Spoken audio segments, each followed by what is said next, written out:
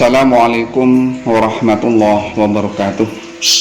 Alhamdulillah wa syukurillah, la hawla wa la quwwata illa billah. Asyhadu an la ilaha illallah wahdahu la syarikalah wa asyhadu anna Muhammadan abduhu wa rasuluh la nabiyya ba'dah. Hadirin pemirsa yang dirahmati oleh Allah Subhanahu wa taala, selamat berjumpa kembali di YouTube kesayangan kita bersama ini, di majelis ilmu kesayangan kita bersama ini. Mudah-mudahan apapun yang kita bahas hari ini memberikan manfaat bagi saya pribadi dan memberikan manfaat bagi kita semua. Kali ini sesuai dengan permintaan subscriber, saya menggunakan kopiah. Saya sebenarnya menghindari menggunakan kopiah karena tidak ingin disebut ustadz, karena keilmuan saya tidak memiliki kapasitas yang cukup untuk disebut sebagai ustadz. Apalagi kalau melihat introspeksi diri bahwa perilaku saya, dosa-dosa saya, amaliyah-amaliyah yang saya lakukan, saya yakin masih belum cukup untuk dikategorikan sebagai ustadz. Hadirin, sekali lagi saya sampaikan, ini channel Cak Rus. Silakan jenengan semua sebut saya saja, saya sebagai Cak Rus. Hadirin yang dirahmati oleh Allah Subhanahu wa taala, kali ini saya akan membahas tentang berita yang sangat aktual, berita yang sangat heboh tentang roadmap atau perencanaan peta jalan pendidikan nasional 2020-2035 ini, yang direncanakan frasa agama akan diganti dengan akhlak dan budaya. Menurut berita Islam ORG, Majelis Ulama Indonesia menyatakan keterkejutannya melihat perencanaan peta jalan pendidikan nasional 2020-2035 yang diluncurkan Kementerian Pendidikan dan Kebudayaan Kemendikbud. Dalam draft terbaru, frasa agama dihapus dan diganti dengan akhlak dan budaya. Tokoh agama termasuk Ormas MUI sangat terkejut dengan konsep ini. Sementara kami di satu sisi menginginkan dan senantiasa mensosialisasikan umat agar menjadi umat yang taat beragama. Begitu kata Ketua Majelis Ulama Indonesia bidang pendidikan dan kaderisasi Kiai Haji Abdullah Jaidi saat dihubungi Republika. Jadi Republika juga memberitakan tentang roadmap yang direncanakan Kementerian Pendidikan tersebut. Kiai Abdullah menurut berita ini mengatakan agama merupakan tiang bangsa. Bangsa Indonesia adalah bangsa yang didasarkan pada agama dan menjalankan syariatnya menurut agama masing-masing. Tanpa adanya agama, bangunan atau pendidikan yang sudah berjalan akan jatuh dan robah. Begitu dikatakan oleh Kiai Abdullah. Namun beliau mengatakan konsep yang diusung Kemendikbud hanya menyebutkan permasalahan yang berkenaan dengan akhlak dan budaya di Indonesia. Kiai Abdullah mengatakan frasa agama tidak cukup diwakilkan dengan frasa akhlak dan budaya. Hadirin yang dirahmati oleh Allah Subhanahu wa taala, kita negara Pancasilais, negara berketuhanan, tidak hanya berbudaya. Oleh karena itu, agama menjadi salah satu kunci pokok ber-Indonesia. Salah satu kunci pokok berbudaya, salah satu kunci pokok berpendidikan. Hadirin dirahmati oleh Allah Subhanahu wa taala, mengapa agama itu penting? Apa sih sebenarnya perbedaan berakhlak dan budaya dan beragama? Berakhlak itu bersopan santun, berbudi pekerti. Cuma kalau berakhlak itu menggunakan bahasa Arab. Akhlak itu artinya budi pekerti. Berbudaya mengikuti tradisi. Jadi di situ agama tidak menjadi unsur penting. Yang menjadi unsur penting adalah sopan santun, budi pekerti, dan budaya. Maka dengan dihilangkannya frasa agama, maka akan menghilangkan nilai-nilai konstitusi yang ada di dalam agama, regulasi yang ada di dalam agama. Hadirin yang dirahmati oleh Allah Subhanahu wa taala, kita sepakat bahwa kebahagiaan baik di dunia maupun di akhirat itu harus berdasarkan agama. Harus berdasarkan agama. Kita sadar bahwa agama di Indonesia bermacam-macam. Ada agama Islam, ada Konghucu, ada Buddha, ada Kristen, ada Kristen Protestan, ada Kristen Katolik, dan lain sebagainya. Mereka diberi hak oleh konstitusi kita, oleh undang-undang dasar kita, oleh falsafah negara kita, untuk menjalankan agama sesuai dengan keyakinan kita masing-masing. Maka pendidikan Indonesia yang berada di dalam koridor Pancasila, koridor UUD 45, maka tidak boleh meninggalkan kata agama, karena agama menjadi dasar bernegara dan dasar kehidupan kita. Hadirin dirahmati oleh Allah Subhanahu wa taala, Rasulullah Shallallahu alaihi wasallam bersabda, arba'u dhawahiru fi jismi bani Adam. Ada 4 hal mutiara yang diberikan oleh Allah kepada manusia. Arba'u dhawahiru fi jismi bani Adam.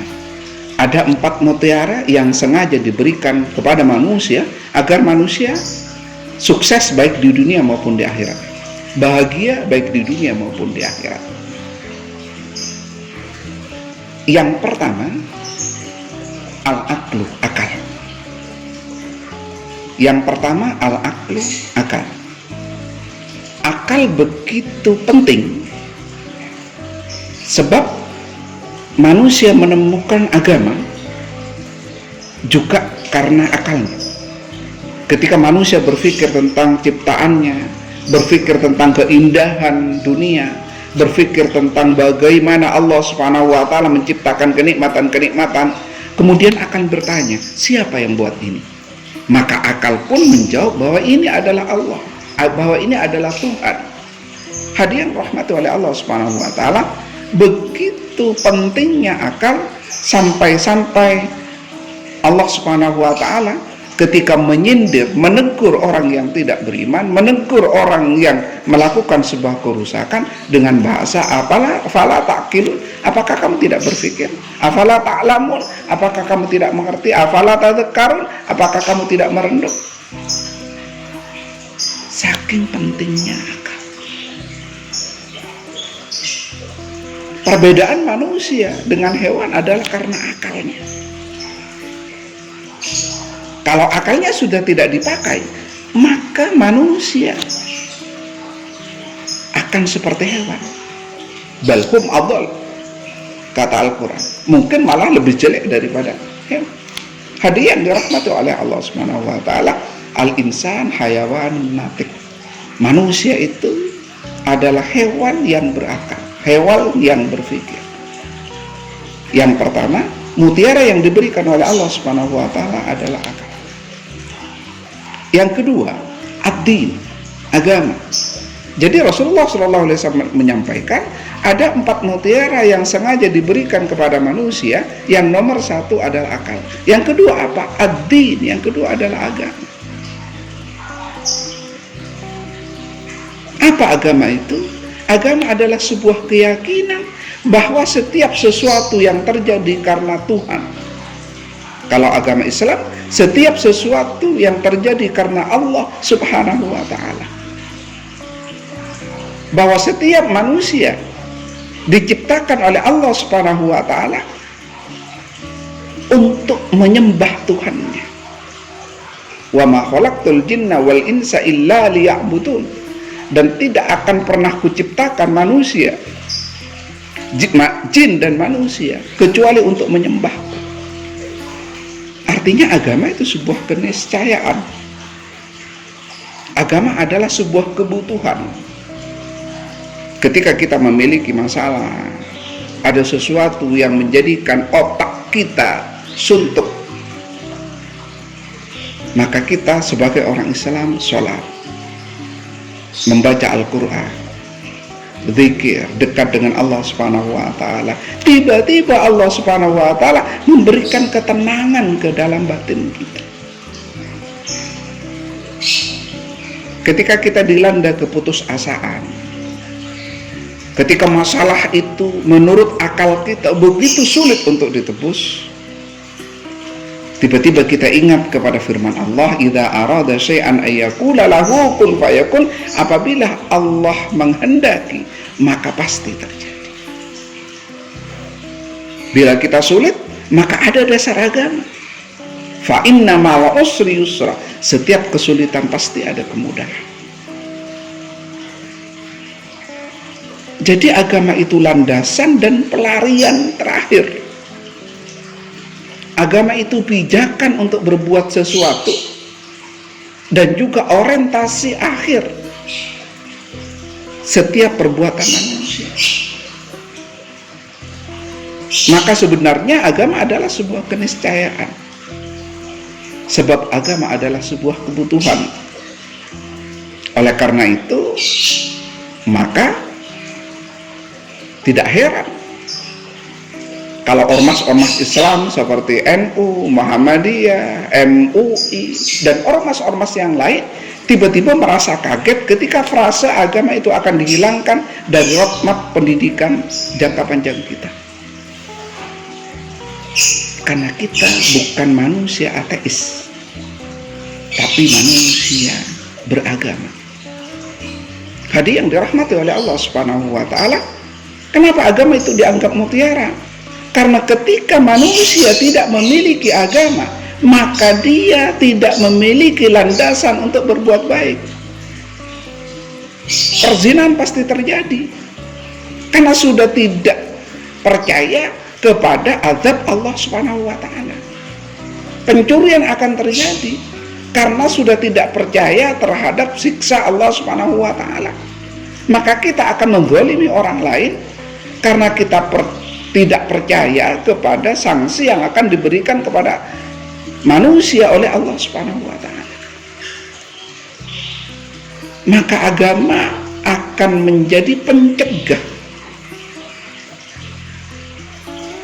Inna sholata tanha 'anil fahsya'i wal munkar.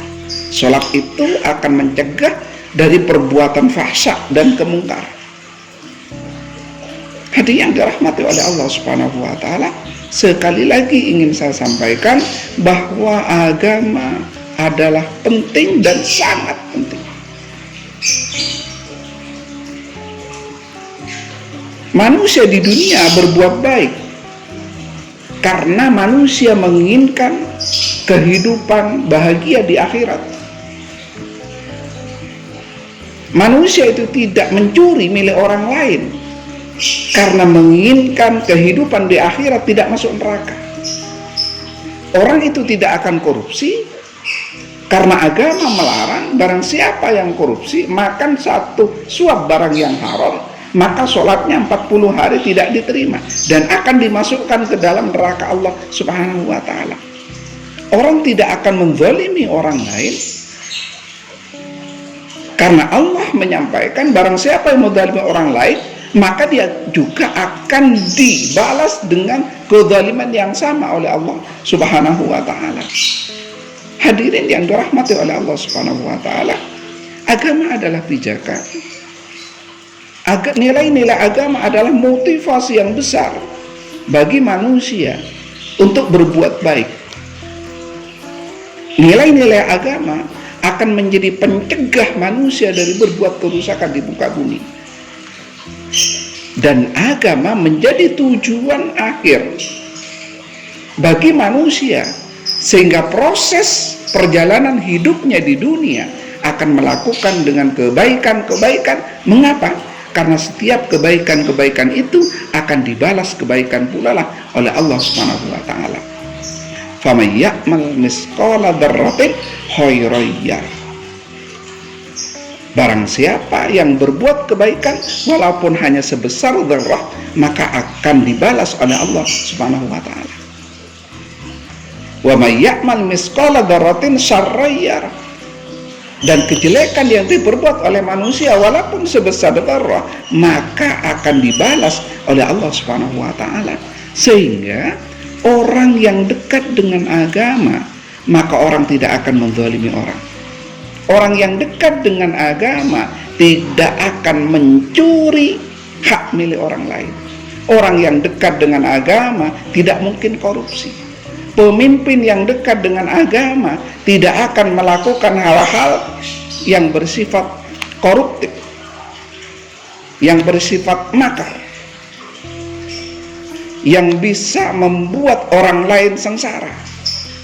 Hadirin yang dirahmati oleh Allah Subhanahu wa taala, yang ketiga, menurut Nabi, mutiara yang diberikan kepada manusia adalah al-haya, rasa malu. Kenapa rasa malu dianggap mutiara oleh Rasulullah? Sebab rasa malu itulah yang akan menjadi pencegah manusia berbuat salah. Seseorang tidak akan melakukan sebuah aib, kesalahan kalau malu kepada orang lain. Seorang kakak tidak akan melakukan sesuatu yang memalukan karena malu kepada adiknya. Ayah akan melakukan sebuah kebenaran sebab kalau melakukan sebuah kesalahan malu terhadap keluarganya. Tetangga tidak mungkin mau menyakiti tetangga yang lain kalau punya rasa malu kepada tetangga yang lain. Gubernur tidak akan korupsi kalau malu terhadap rakyatnya. Kiai tidak mungkin menjual agamanya kalau malu terhadap santrinya. Presiden tidak akan melakukan korupsi kalau malu terhadap rakyatnya. Makanya indah ketika Rasulullah menyampaikan al-haya'u minal iman. Rasa malu itu termasuk sebagian dari iman. Dan yang terakhir yang disabdakan oleh Rasulullah tentang mutiara yang diberikan Allah kepada manusia, amalus soleh, amal yang baik, amal kebaikan. Maka setiap manusia yang melakukan sebuah kebaikan, kebaikan itu akan kembali kepada dirinya sendiri. Bahkan sebuah hadis, sebenarnya orang yang berbuat kebaikan kepada orang lain, sebenarnya dia berbuat baik kepada dirinya sendiri. Sebab setiap kebaikan yang ia lakukan akan dikembalikan kepada dirinya.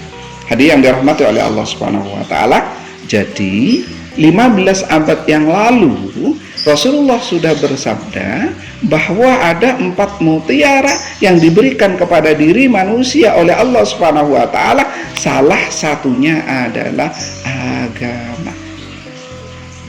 Oleh karena itu, maka menjadi wajar ketika MUI, ormas-ormas Islam seperti NU, Muhammadiyah dan lain-lain, elemen masyarakat, hashtag yang ada di WA, Facebook, Instagram tentang penolakan terhadap penghilangan frasa agama begitu masif, sangat bisa dimengerti. Mengapa? Karena agama sebuah keniscayaan yang harus ada pada diri manusia. Itu saja yang ingin saya sampaikan, hadirin yang dirahmati oleh Allah Subhanahu wa taala. Mudah-mudahan ini semua didengar oleh para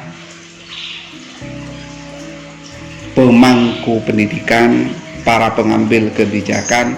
Mudah-mudahan kita bersama, karena rasa cinta kita kepada agama inilah sehingga kita bersama-sama